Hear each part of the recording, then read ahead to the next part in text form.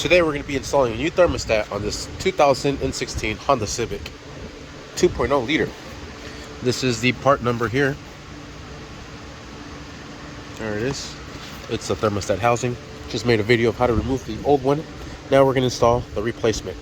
First things first, let's go ahead and...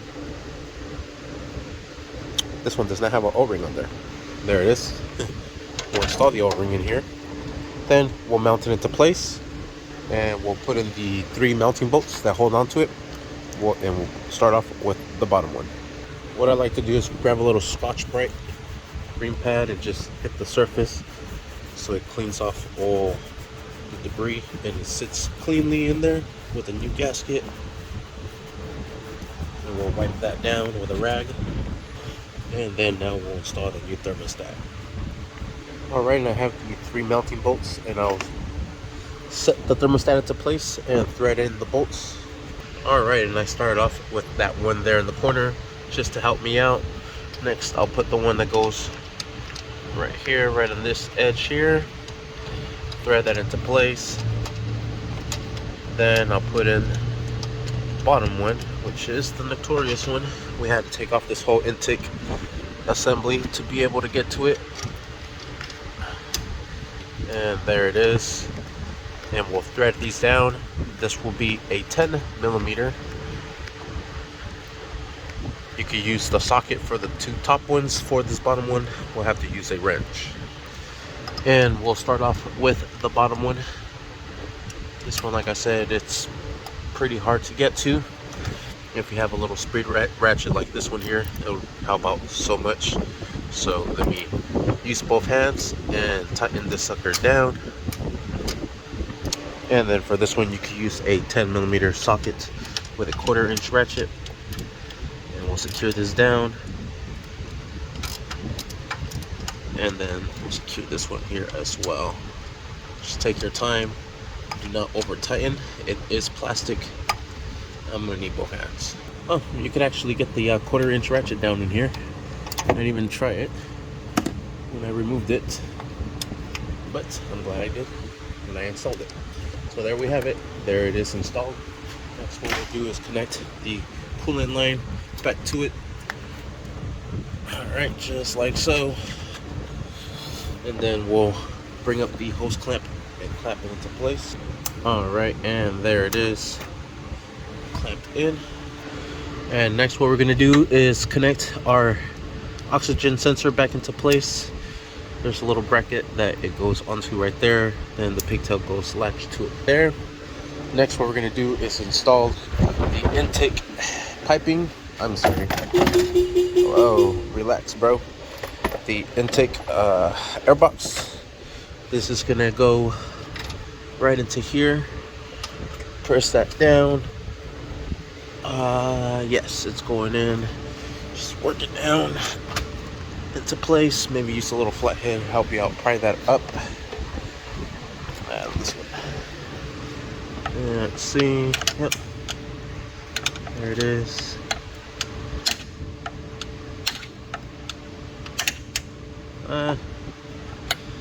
Good enough. Wiggle it back and forth. Yeah, that's good enough. We have 2 10 mils here. Alright, and I'm using a 10 millimeter socket with a couple of extensions. And we'll drive the sucker into place as well. And secure that down. Next what we're going to do is connect our intake piping cover. Put in the filter first. Put in this pipe cover into the piping. And I'm going to need both hands. Alright, and there's a couple of little hooks that go into there. Latch that into place. Sensor goes here, plugged into here. Sweet. And we'll use a Phillips screwdriver to secure this back down. Right here. We'll grab our cowl and put it back into place. There's 2 retainer clips that go there. And they are the ones that look like this. Oh, my bad. It's the one that looks like this. These squared ones do not fit it. It has to be this tiny one. I was like, why is it not fitting? There it is. Now this goes into place like so. And these go into here and lock in and repeat. All right, and everything is back together, back into place. Next, what we're gonna do is start up the car, and we'll add some more coolant to the system. We'll let it heat up, come to temperature, let that thermostat open up, and repeat. And then what I like to do is turn off the vehicle, let it come, or let it cool down a little bit, and then we'll add more coolant to it and repeat. That way we get all the air bubbles out of the system. So right now the air is going to be traveling to the highest point, and that is this little reservoir here. So we're going to add more coolant and just make sure it's topped off. All right, so it's pretty much topped off. Now we'll just let it come up to temperature, and you keep an eye on it, or cap it. Let it come up to temperature, turn it off, let it cool down, then open it up. Make sure it's not too hot. You don't want that exploding on you. This is super sensitive. I am still recovering from helping my buddy. My whole leg is freaking burnt.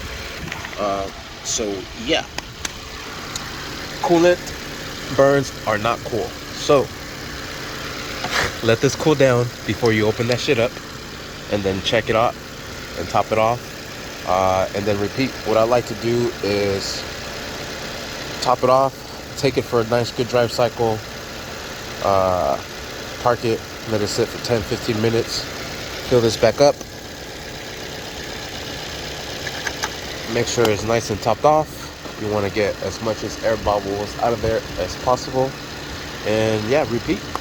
And then for the next couple of days, you just want to make sure that it's nice and topped off, and it's good to go. And that's basically it. And that is how you get that done. Thank you for watching. Please like and subscribe. And I'm taking it on a cool little drive cycle. Add some gas. I cleared that check engine. It's a P0128. It's the permanent still there, but the pending and the stored are gone. There's nothing pending at the moment. And yeah, all right, everything's running good, and we're back, and we'll let it cool off. We'll check it one more time, and then like I said, we'll repeat.